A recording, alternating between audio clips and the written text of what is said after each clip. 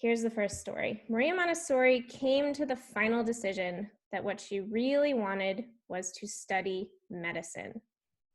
A young lady to attend medical school. So this is the late 1800s, folks. A young lady to attend medical school. The thing was unheard of, preposterous, impossible. This determined young lady cared not a whit. Snapping her fingers at all of them, she managed to obtain an interview with Dr. Bocelli, head of the Board of Education in Rome. When he informed her in quite definite terms that it would be impossible for her to carry out her project, she thanked him politely, shook hands cordially, and quietly remarked, "I know I shall become a doctor of medicine." Thereupon she bowed and went out.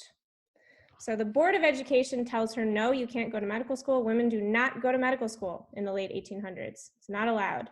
And guess what? She got her way. You know how she did it? She went to the Pope in Rome and she said to him, I want to go to medical school. And he gave her a special dispensation to allow her to be the first woman to attend medical school in Italy. So that is story time number 1. So now she gets to go to medical school. Story time number 2. Once admitted to the faculty of medicine, this intrepid girl by no means found herself at the end of her difficulties. The men students, jealous of this intrusion into a sphere exclusively their own, subjected her to a series of petty persecutions for many months. So the men do not like this woman coming into their medical school. They soon discovered, however, that she was not to be frightened away. She confronted her tormentors with such pluck that in time persecution was changed to grudging admiration. Typical of her good-humored indifference to the attacks was the remark she used to make to some of the students who, when passing her in the corridors, used to admit a contemptuous pooh, right? So I don't know what that is. That's some kind of like remark that people made. And she would say, blow away, my friends. The harder you blow, the higher up I shall go. So every time they pass her in the hallway, they sneer at her and she just laughs them off. So that's story time number 2. Story time number 3. Maria had to face other difficulties at the university of a more terrifying nature. In those days, it was not considered proper that a girl should dissect dead bodies in the presence of men students. So this is what medical students do, right? They dissect dead bodies. So her practical work in the dissecting room had to be done by herself, and this meant she was obliged to pass many hours alone amongst the corpses, very often in the evening after darkness had set in. And remember, there's no electricity. So she's in this room filled with corpses by candlelight at night by herself. Okay, here's the last story, and then I'll ask you to tell me what you think of this person. Though her father strongly disapproved of the line she had taken, her mother, Renilda, never doubted her. So her father disowned her because she went to medical school. Happily, the estrangement between father and daughter was not destined to last forever. It was terminated in a rather dramatic manner. It was the tradition in medical school at that time that every new graduate should deliver a public lecture to the faculty after his first year. This was a trying ordeal in any case, but especially in hers. Prejudice was still running high. Many in the audience had come in a spirit of criticism, prepared to create a disturbance. So she has an audience filled with men who have come to laugh at her.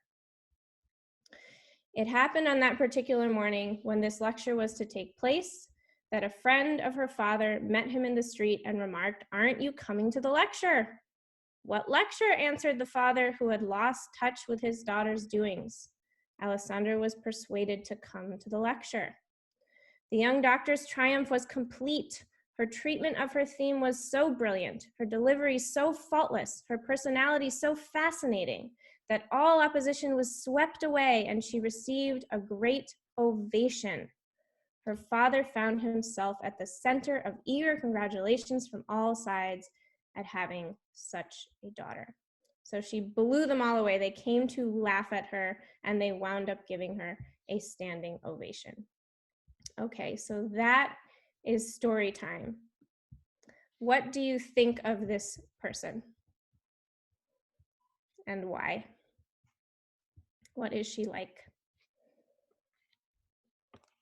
Strong-headed. Strong-headed. Why do you say that? Even after, her father was not there, and I'm sorry for the background noise, even if the father was not ready, but still she wanted to do something, and she was like, I'm going to go for it.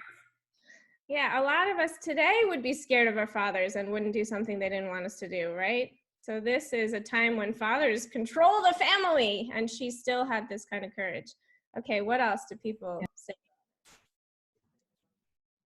She is very persistent, strong, determined. Lots of great comments in the chat. All of you say determined. She sure does not let anything stand in her way, does she? Dissecting corpses at night by candlelight, the Pope in Rome. It doesn't matter who's in her way. She gets what she wants. Yes. I would think she's almost resilient, because I can't imagine anybody getting beaten up like that all the time and not having moments where you're going, what am I doing? Yeah. And yet she had to keep bouncing back. Yes. Very impressive. Yeah, I'd meet someone like that and want to be their best friend. Yes. And wouldn't we like children to grow up to have this kind of confidence as well?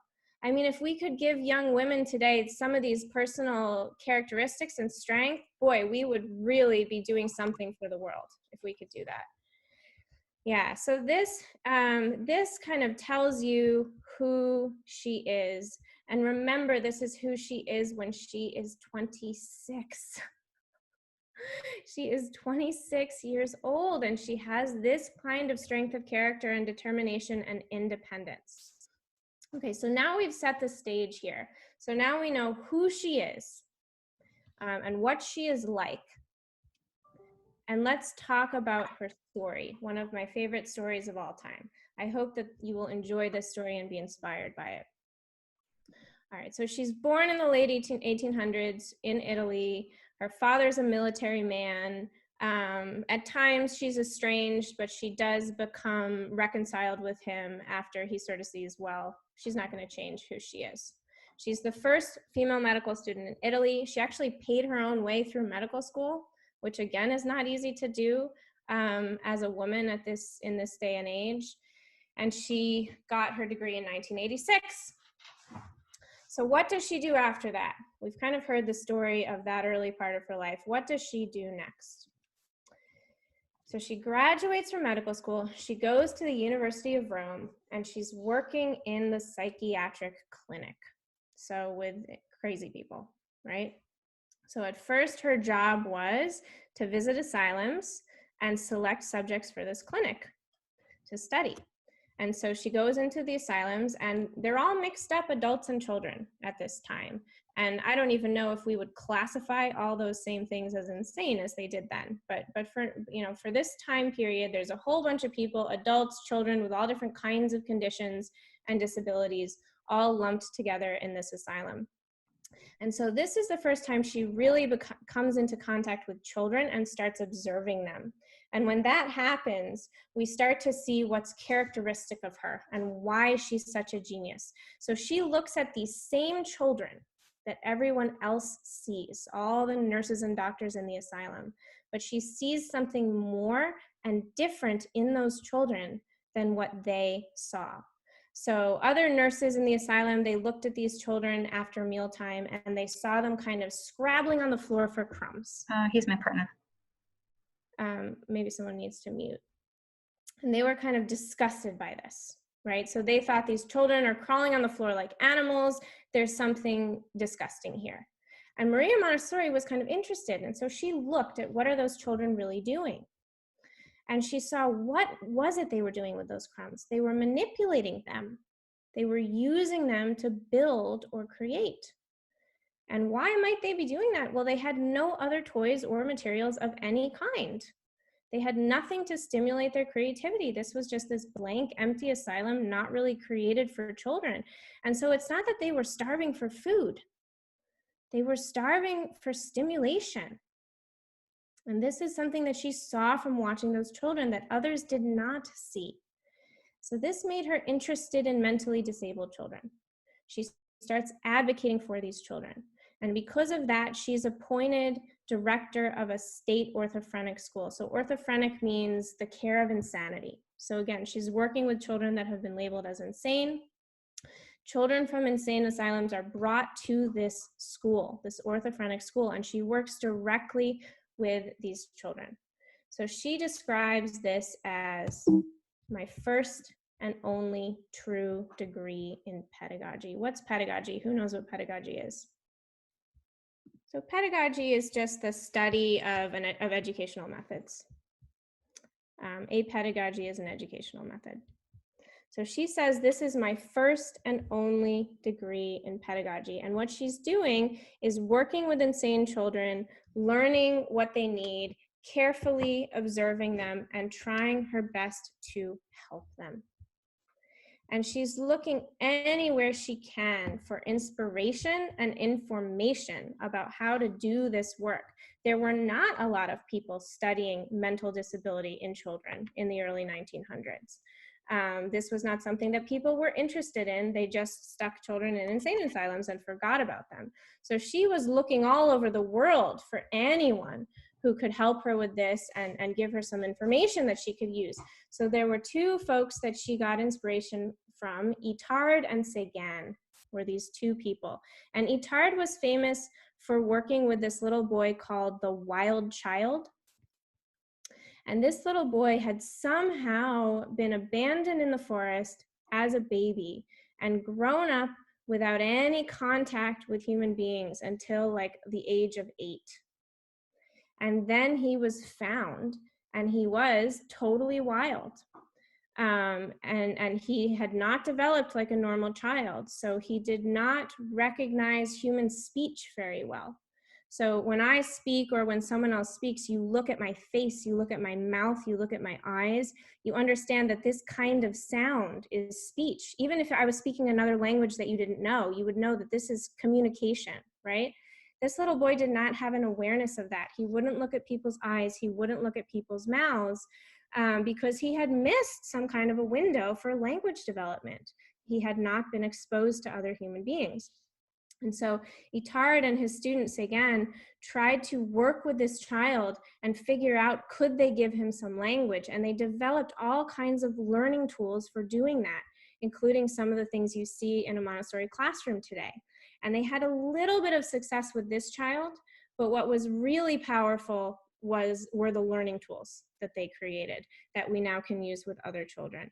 So Maria Montessori found out about this, and they had written about it in Italian and nobody had in French, and nobody had translated it into Italian, which was her language. So she went through this long book word by word and translated the whole thing into Italian just so she could read it and find out about this. So here's why you maybe see that she called this time in her life my first and only true degree in pedagogy. So why would she say that? So she hasn't like gone to school and gotten a master's degree and written a thesis, right, and learned from teachers. Why is it you think that she would think of this time in her life as a degree in pedagogy? What do you guys think? Like she got her master's or her PhD. Why would she feel that way? Maybe because it was basically she had to teach herself all of the things she wanted answered. She had to find the answers. So it was like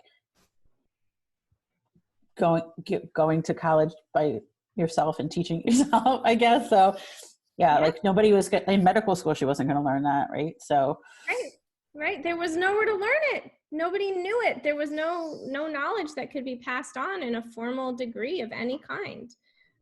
So how did she teach herself? What kinds of things did she do? How have you all taught yourself, right? So think about your work with children. How have you learned? Experience. Experience, sure. Someone else wanted to say something? I was going to say a little bit of trial and error. So you try something, you see how it works. If you get some progress, then you continue that, and then you observe and then try again. So you're building on where, you know, where the child is taking you, I guess. Carrie, you have the spirit of a Montessorian. That is exactly what Maria Montessori would say. You learn from watching children through trial and error, through really looking at them and trying to understand, and then trying this and trying that. And that is a better degree in pedagogy than writing a million thesis papers. And this is what Maria Montessori did, and this is how she got her degree in pedagogy. So let's go back to this story. All right, so she has been studying children. She's been working with, oh, go ahead. Someone want to say something? No, okay. She has been working with maybe the most difficult group of children available to her, these children who have been classified as insane, and she's trying to figure out techniques that work for them. And actually she achieves incredible results. So some of these children who society has just written off learned to read and write so well that they were succeeding on public exams with other kind of just normal average children. And so her techniques are really working, and she's starting to get a little bit of a reputation. And so this is when this opportunity comes for her. So let me tell you about what the opportunity is. In 1906, there is a slum in Rome called San Lorenzo. And it is truly a horrible place to be. Okay, so how has this come about? Well, a lot of buildings have gone up very, very quickly in a very, very disorderly way. And the apartments in these buildings are too big for the income bracket of the people living here. And so what winds up happening is families are sharing these apartments and subletting. So it's like 3-4 families staying in one apartment. And that's creating very, very poor conditions. And so there's this charitable building society. Everyone is sort of aware of this problem in Rome. There's a lot of stories in the press, and the press calls it the shame of Rome. And everybody's thinking and talking about how do we save this horrible slum and fix this situation. So there's a charitable society that says, okay, well, we're going to renovate 2 of these buildings. We're going to try to elevate the slums by renovating these buildings. And we're going to put families in these flats who promise to take care of the building and maintain it. And through doing that, we're going to try to raise up the standard of living in these places. Now, the problem with this was they spent a lot of money, charitable donations, repairing these buildings. And when parents were away at work at this time in history, children under the age of 6 were kind of left on their own, right? So maybe if you're over the age of 6, maybe you're at school, or maybe you're even working at this time in history. There's a lot of child labor at this time. And the younger children are just sort of left alone in the apartment. And if children are left alone, what could happen to your beautiful new apartment building with young children? Think about what happens to your beautiful new classroom if you don't have good classroom management methods, right? So the children destroyed the building, not through intentional vandalism, just through being children. And so now the charitable society kind of said, okay, well, what are we going to do about this? We can keep putting money into fixing this building over and over and over again, or we could do something about these children. And so what they decided to do is to establish a childcare in the building. And Maria Montessori has a reputation, and she receives the opportunity to run this home for young children. And she jumps at this opportunity. She's very excited by this. She cares a lot about kind of the underdog in society and wanting to help people that are disadvantaged. So let me make real to you what she's coming into here in San Lorenzo. Let's pause on this for a minute. So this is a terrible slum. The press writes a lot about it, and Maria Montessori also writes a lot about it. So she visits this part of town in order to understand the community here. And here are the things that she sees and reads about. She sees a large family of children who are all sleeping together in one room. And meanwhile, in the corner of that room with like a curtain around it, there's a prostitute living there. And every night the prostitute receives visitors, male visitors, to her bed. behind a curtain in a room where young children are sleeping. So the children are exposed to that. They're exposed to rampant violence everywhere around them. So she writes about a man who runs after his wife. The wife runs into the street screaming. Her husband runs after her and publicly murders her. And nobody comes to her rescue. She writes about a woman who is raped by multiple men walking home one night, and she's dumped into the gutter after being raped, and the children wake up in the morning and find her there. So this is not a good place. This is the kind of thing that is happening in San Lorenzo. Here's another picture of the slums around the same time. Let me read you what she writes about this. So she writes a lot about the darkness, this feeling of darkness. Let me read this to you. Whoever enters for the first time one of these apartments is astonished and horrified. We enter here a world of shadows, and that which strikes us first is the darkness. In speaking of the children born in these places, even the conventional expressions must be changed, for they do not first see the light of day. They don't see the light of day. They come into a world of gloom. They grow among poisonous shadows which envelop overcrowded humanity. These children cannot be other than filthy in body, since the water supply is scarcely enough for drinking purposes. Here are many who have no casa, but only ghastly walls within which the most intimate acts of life are exposed on the pillory. There can be no privacy, no modesty, no gentleness. There is often not even light or air or water. So I want to talk for a minute about this word casa. This is an important word to Maria Montessori, as we're going to see in just a minute.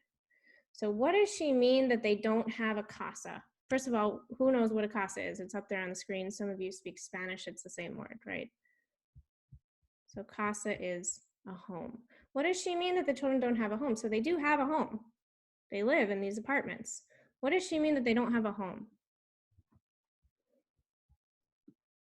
I don't think home is just, sorry. I don't think home is just a place to live. I think home is somewhere that's supposed to provide safety and care and love. And these are just space in this area that has happened to have walls, but they're not really homing to those children, and they're pretty much lost, I feel. Sure. So they have walls, they have a place, but it's not the right kind of place. It doesn't have peace. It doesn't have love. What else doesn't it have? I think at that time it probably didn't have a lot of safety. Safety? Sure. Yeah, and warmth, and like a place where you belong, you know, you can go and be yourself. Yeah, a place where you belong, where you can be yourself. Give a thumbs up if you agree with that. I definitely agree with that. Yeah. So that is kind of the significance of a home. And Maria Montessori feels that these children do not have a home, do not have a casa. So let's hear more about the children themselves. What are these children like who are growing up in this very difficult place, this very dangerous place? Here is what she writes about these children. Here they are. These are the children in the first casa. She writes, 60 tearful, frightened children. That's a lot of children, guys. That's a big class size. 60 tearful, frightened children, so timid I could not get them to speak. Their faces were expressionless, their eyes bewildered, as if they had never seen anything before in their lives. They were poor, neglected children who had been reared in dark, decrepit homes without anything to stimulate their minds. Anyone could have seen that they were undernourished and they needed to be fed and exposed to air and sun. They were like buds that seemed never destined to bloom. So what's the metaphor here? Buds that will never bloom. She's comparing children to that. Explain to us what that means. What's the significance there? So just they started the life, but they cannot fully flourish, cannot really go through the blossom, that true beauty. And another thing is a lot of flowers start with the same shape, same buds, but they might grow into different flowers. But we were never able to see exactly what that real flower will become. So they are not reaching their full potential in that sense. Great. Anyone agree with that or want to add anything to that? Maybe, no proper nurturing of a child, because the kind of development which we require, we want to give the child is not able to get that. Yeah, Shilpa, great, right. So they need certain things. Yeah, and I actually have a tree like this outside my door. It's very sad. I have a tree that needs full sun and is planted in full shade and never gets any sun.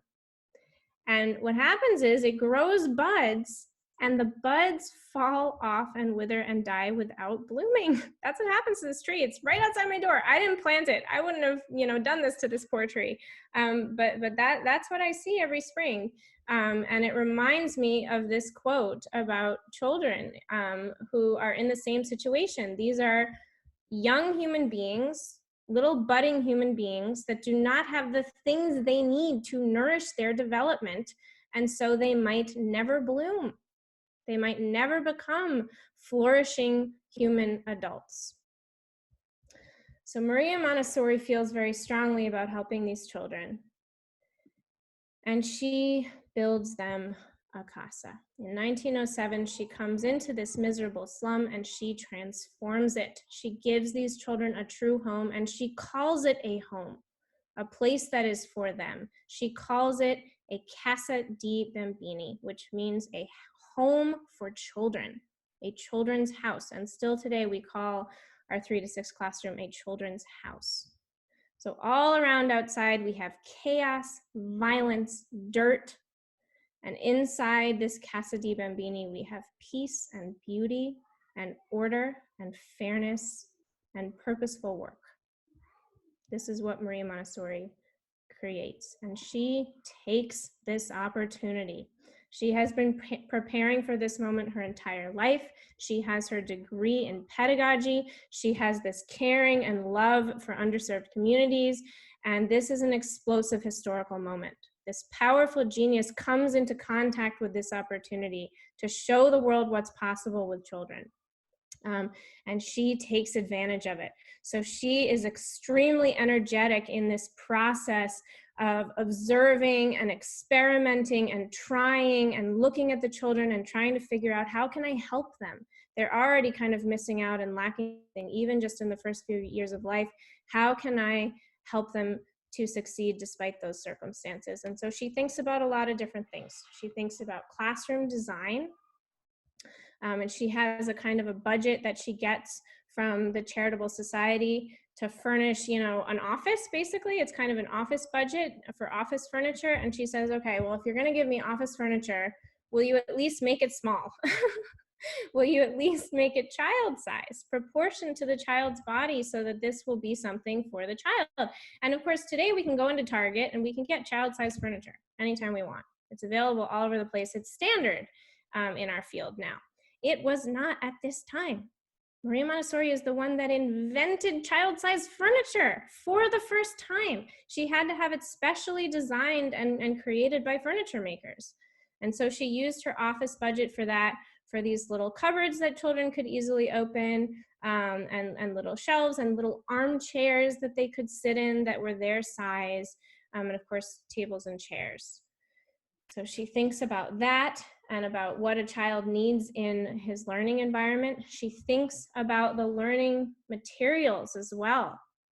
And so she takes a lot of the materials that she learned from Itard and Séguin, and she takes a lot of materials that she herself created, and she has them specially designed. She goes out into the community and she finds a special person that can make something just to her specifications, and she tries it in the classroom.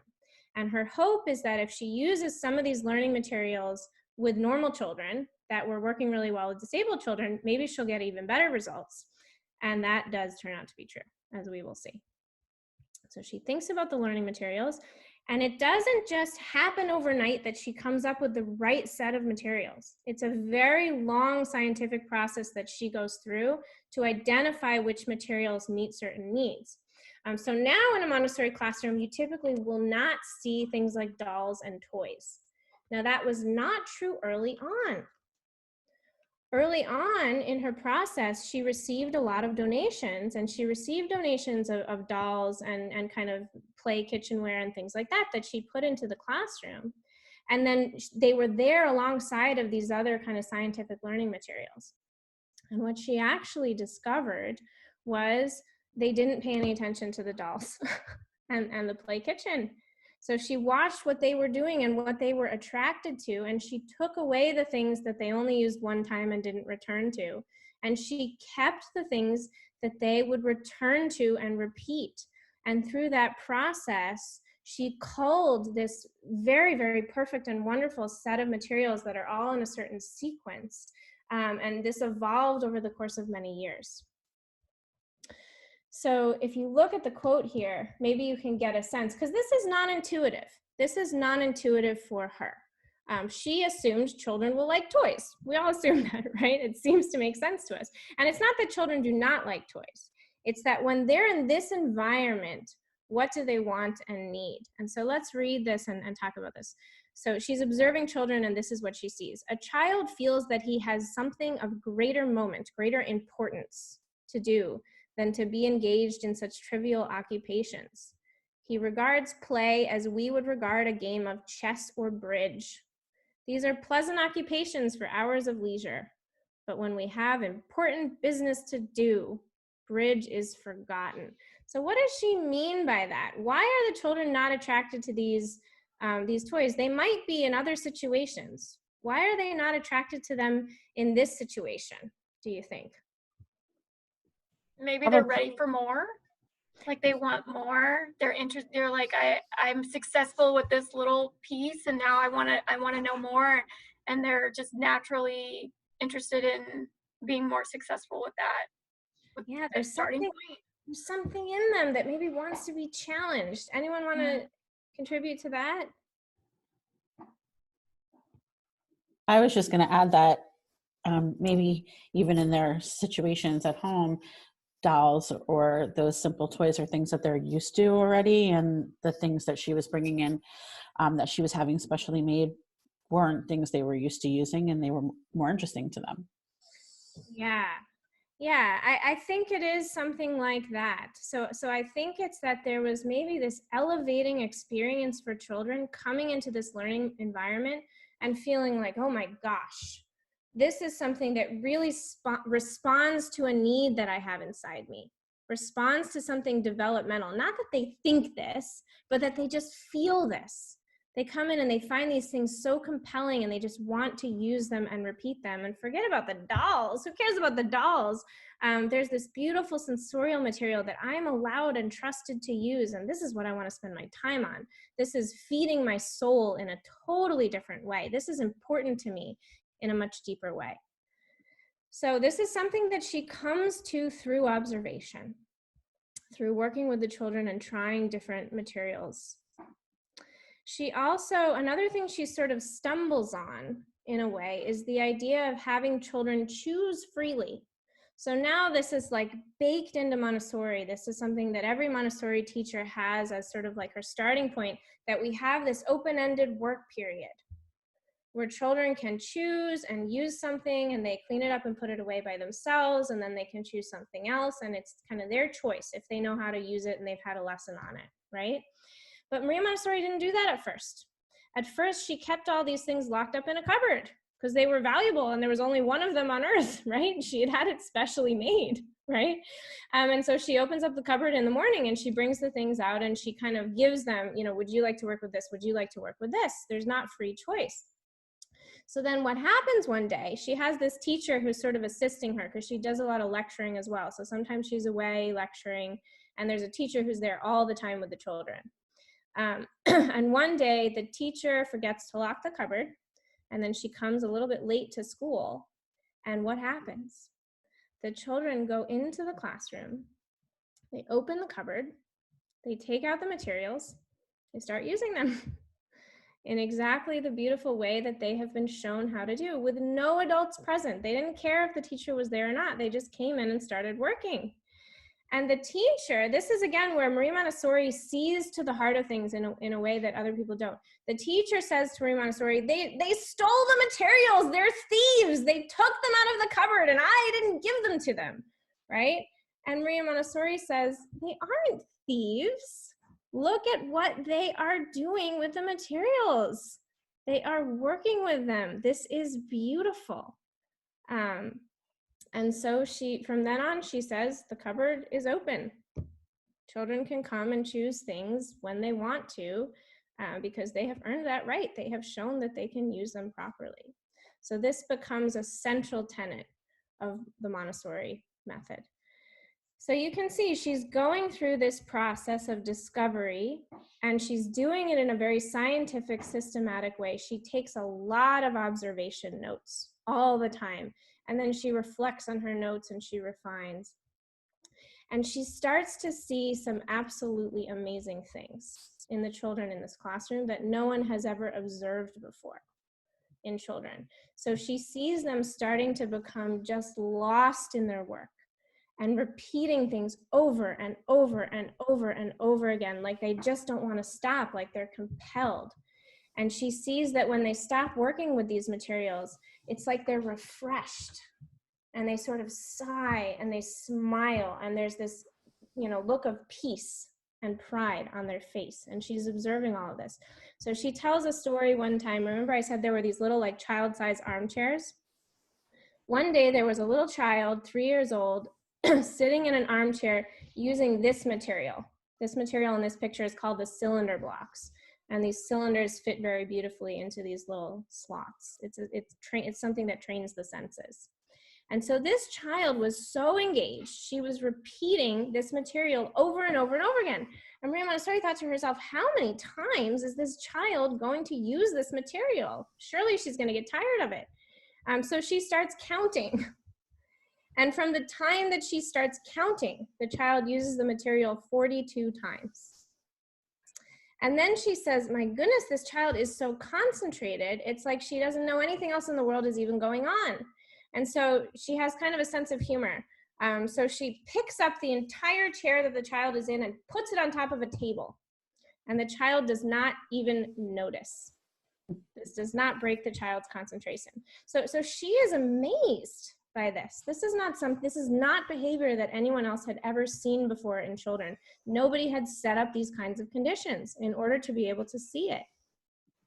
And so she writes about this, about how the child you sort of wind the child up by showing the child the material, and then he just runs and runs and runs and runs and wants to use it over and over again. And afterwards, he's not tired, he's refreshed. And she says, it took time to persuade me that this was not an illusion. She couldn't believe it. And the teacher would come and say to her, this is happening, that is happening. And she would say, what are you talking about? That seems impossible. I want to see that for myself. And then she would see it and she would be blown away. So she comes up with this kind of list of the characteristics of children. It's as though she's looking at children for the first time and asking herself, well, what are they like? What are their characteristics?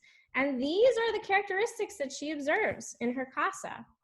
They like to work rather than play. They're capable of incredible concentration. They're able to handle responsibility and choice. They love to keep things in order. They practice things over and over again. I don't need to give them stickers or things to get them to do it. They just do it on their own. So these are somewhat non-intuitive things, but she finds when she sets up these conditions, this is what children are actually like. And the most interesting thing to the world is the way that they explode into certain areas of learning. So writing, reading, and math. She came up with methods of children self-teaching themselves in these areas if she gave them the right lessons and she gave them the right materials. So writing is interesting, and this is what made her famous. So let me talk about this for a minute. So she had no intention of actually teaching these young children to write. It was actually thought at the time that children could not learn to write before the age of 6. And so she wasn't challenging that at first. She just sort of thought, okay, well, I'll do other things with them. But the children themselves were coming to her and saying, please teach me to write. And their parents were coming to her as well. And of course, their parents knew what an opportunity this was for their children, and wanting that ability to write in their children. You know, this could change their entire lives if these children knew how to write. So they begged her, please teach them to write. And so she said, okay. So she brought in some materials that had been used with the wild child, some sandpaper letters to teach them letter sounds. You'll learn what that is if you take our training. And this movable alphabet that you see here that you can use to build words. You don't have to be able to control a pencil yet in order to use this material. You can just take the physical letters and put them together to make words. And so it separates out the skill of using a pencil. And so she taught them these sounds, and she gave them the movable alphabet, and that is pretty much all she did. She didn't feel that she'd gotten very far with teaching them to write. But then one day she's up on the roof with the children, and she's given them some chalk to draw with up there on the roof. And one of the children is down there drawing something on the roof, and then he looks up and he says, I can write. And she says, what do you mean? And he has written the word mano, M-A-N-O, which is the Italian word for hand. So Italian is a very phonetic language. And this child just started writing words all over the roof with chalk. And now all the other children are coming over and saying, what are you doing? Oh, you can write. I can write too. And they start writing and writing. And so from then on, there's like weeks of time when all the children in the classroom are writing all over the walls, all over the floor. They're going home to their parents', apartments and writing all over the walls and all over the floor. And this is what Maria Montessori calls an explosion into writing. She gave them the knowledge they needed, the information about the letter sounds and the tools, and they just got interested in it and sort of almost taught themselves in this beautiful way. She discovered a similar thing with reading. So then she said, okay, well, they can write now. Maybe they can read too. Let me see if they do. Let me just try it out. So she writes on the chalkboard, if you can read this, come and give me a kiss. And she just leaves it on the board. And a day passes, and 2 days pass, and the children don't pay any attention. And then one day, a little girl comes up to her and says, I'm here, here's your kiss, and gives her a kiss. So she never taught them to read. They just spontaneously started trying to read using the sounds that they knew, and they began to read and write. So this is really what made her famous. People thought this was incredible. They did not believe that children under the age of 6 would be able to learn to read and write. And there's a different kind of an explosion. So word starts to get out. So at this time, we can't have something go viral. There's no internet, but this is like the 1912 equivalent of something going viral. So newspapers start to write about this all over the world. And there's this McClure's magazine, which is the magazine that kind of broke the news in America. And you can see kind of the picture of the article here. It says, children 4 years old learn to write in 6 weeks without effort or straining, right? And so people are amazed by this. They start coming to visit the school. Maria Montessori is very much in demand. Queen Margherita of Savoy comes to observe. The Argentinian ambassador comes to observe. The educational committee comes to observe. They write these reports. It's not a report, it's a rhapsody, right? So they're very, very excited about what she's doing, and people start to write books and ask her to lecture. And so Montessori spreads like wildfire during this early time in the 1900s. And I just have a series of photos of these early schools. Montessori just spreading all over the place. These children setting the table, preparing their own meals, taking care of the classroom, taking care of pets in the classroom, using these wonderful math and language learning materials, these wonderful sensorial materials that train the senses. So this just spreads in an incredible way. And people say to Maria Montessori, you have got to write about this. This is your duty to write about this. You might die, and then nobody would know how you accomplished this. It's this kind of miracle, and we need to know. And so she says, okay, I will sit down and write about it. Between 1909 and 1947, she publishes 15 books. So she wrote a lot. in the course of her lifetime. And her last book was written like the year she very close to the time that she died. So this is her first book. At the time, she called it The Method of Scientific Pedagogy Applied to the Education of Children in the Casa di Bambini. So remember, she's a scientist, right? And she considers this to be like a scientific treatise. Later, the book is called The Montessori Method. So you can still read that book today, translated into English. And so she writes, and she writes, and she writes, and she writes, and she writes, and she writes. Okay. And I can make recommendations because you're not going to read 15 books, right? But if you were going to read one, so I recommended earlier the biography, which is just very beautiful and inspirational. There's one called the 1946 London Lectures, and it has the same kind of a gray cover from this Montessori series. It has like all of her course in it. So it's a really good sort of like primer if you want to learn about it. Let me tell you quickly, I'm going to pause and give you some language so you can start sounding like a real Montessorian. These are some words that Montessorians use to refer to children and that you'll hear us using at Guidepost Montessori. So we try to call children, we try to use serious words. And the reason why we do that is because we're trying to change adult perception of what children are doing. And we can do that just by using a different word. It doesn't change what the child is doing and is interested in doing. So work and play can look very, very similar. And sometimes we do take the perspective that children are just learning through playing, but we always call it work. And we do that because we're communicating to adults, this is serious for the child. And we're going to respect this and appreciate this and not kind of laugh at it or treat it as something silly and cute, because we want the child to have a certain kind of respect. And so all the words on this list are about doing that. We call children a child, not a kid or a friend. We talk about early childhood school rather than like daycare, because we think of ourselves as educators. We don't think of ourselves as sort of just only caregivers, although of course we give care. We give materials or exercises. We try not to call it toys. So this is some of the language we use. And if you want to start sounding like a Montessorian and talking the talk, you are welcome to start using some of these words. All right, so she writes about it. She also travels all over the world teaching and training teachers. So there's Montessori movements springing up in all these different countries, all over Europe, all over America. She leads her first training course in Rome in 1913, and she's an incredible speaker. So we remember that from when she was 26 and she graduated from medical school and she got a standing ovation. She only gets better. So she generates enormous audiences, and she does sort of world speaking tours where she travels all over the world speaking. Here she is in India with the first teacher training course that she ran in India, and there's a tremendous presence of Montessori in India. We'll find out about why. Through this whole process, she always stays in touch with children because she continues to be this kind of scientist who wants to observe and see how things are working and tweak and refine what she's doing. So that's kind of the story of her method. And I'll just close by telling you about some interesting moments of personal significance to Maria Montessori. These are good things to know about.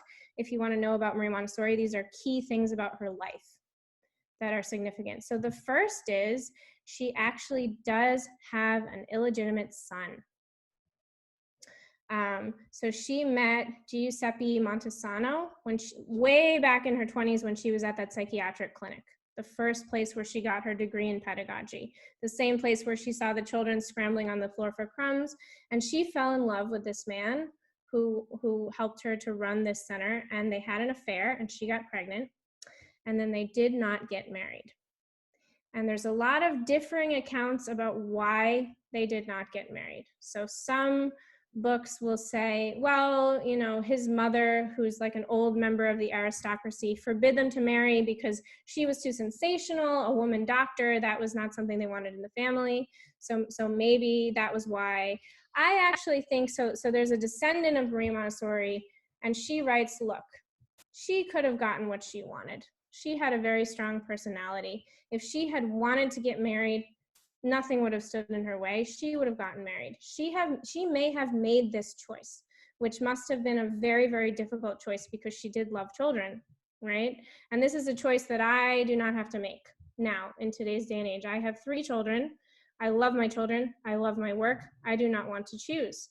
I think she may have been in a position where she had to choose between her work and between getting married. She would not have been permitted to continue to work as a married woman at this time, especially in an aristocratic family. And I think she may have chosen not to marry because she wanted to keep working. Now, of course, they promised each other that they would never marry anyone else. Maria Montessori kept her promise. Montesano did not keep that promise. He did wind up marrying someone else. Now, the story has a happy ending, because Mario Montessori, her son, was raised out in the country, and she made sure that he would be able to find out who his mother was. And she went and visited him and sort of was part of his childhood. And when he was a teenager, they were able to get in touch, and she was able to bring him to live with her. And they had a tremendously strong connection from the time he was a teenager until the time that he died, that she died. So he was her companion as she traveled around the world. He helped her carry on her work. He actually wrote some of the important works that have been written about Montessori, and they were partners as adults. So the story has a happy ending. Other moments of personal significance. 2 very important life events that impacted Maria Montessori. World Wars. She lived through World War I and World War II. And this time period dramatically affected her work. Here we have Mussolini in Italy. Unfortunately, the fascists in Italy destroyed a lot of the work that she had done in education. So at first, Mussolini was kind of a supporter. They had this kind of truce, but that did not last. So Maria Montessori did not like war, and she did not like loyalty oaths. She was very independent. So when Mussolini said, all your teachers have to take these fascist loyalty oaths, she refused. And Mussolini turned on her, and there was a warrant for her arrest. And he closed all of the Montessori schools in the country, and he burned her books in a public square and destroyed everything that she had done. She had to flee the country. She could not return until after the war. And she went first to Europe and then to India, and then got sort of stuck in India. Now, this did not stop her. She established many schools in India. She established training centers in India. And to this day, India has a very strong Montessori presence because of that. So you remember the London lectures that I told you about earlier that are kind of a good way to get a sense of a summary of Maria Montessori's views. So the war affected Dr. Montessori profoundly. She was very disturbed by it. And later in her life, she talked about an education for peace because she was so disturbed by what she had seen of this period of violence and war. But what's interesting is that she did maintain a belief and faith in human potential. So let's look at that for a minute. She gave these 1946 London lectures the first time she got back to Europe after World War II. So she had been in India the entire time the war was going on. She returned to London in 1946, and the news was just starting to come out about what the Nazis had done and the kind of violence that had been committed towards human beings. And she is disturbed by this. And she writes in one of these lectures, humanity is a monster, bloodthirsty, indulging in continuous slaughter. And then at the same time, in the same lecture, she writes this: we only have to look at civilization to realize the greatness of which man is capable. But we are not focused on his errors and mistakes. We are focused on his errors and mistakes, not on his greatness. We must refocus our hearts. We must put the creations of man at the center and not his defects. So my question to you as we come to a close here is, how do you reconcile this? She is disgusted by fellow human beings who have committed this slaughter throughout Europe and the world. And yet she still says that human beings are great. How can she believe both of these things, do you think? I think because she was into early childhood. If the nurturing of a child is done properly, then slowly, gradually, the end result would be a good human being. So that is the reason she might be, still interested in life and still interested in all these things. Wonderful. Do other people have any perspective on that? I was going to say that she's looked at the slums and the ghetto and the area that they lived in. And to me, that's that bloodthirsty, slaughtery look. And yet out of that, there were the children that could be reached and basically civilized and given an education. Mm-hmm. Yeah. Yeah, I think those are great comments. And she writes this: so if we study the child, we appeal to the whole of humanity. Not the child to whom we direct attention, it's to the men and women who will one day be adults. If we touch children, we touch humanity. So this is literally the way that she is able to maintain a sense of hope, is she knows what is possible with children. She knows that there are two paths a child can go down. A child can become a Nazi or a fascist, and she has seen that happen and how horrible that is. And she has also seen the alternative. So because she has lived through those world wars, this work is tremendously important to her. She wants to save the world through education, through setting up the right conditions for children. And that's why all of us are in this work, right? We don't remember it every single day. We don't remember it sometimes when children are crying or hitting or throwing things. But that is why I return again and again to this story, is because it reminds me what we are doing and why it is important. We are literally saving humanity through this work.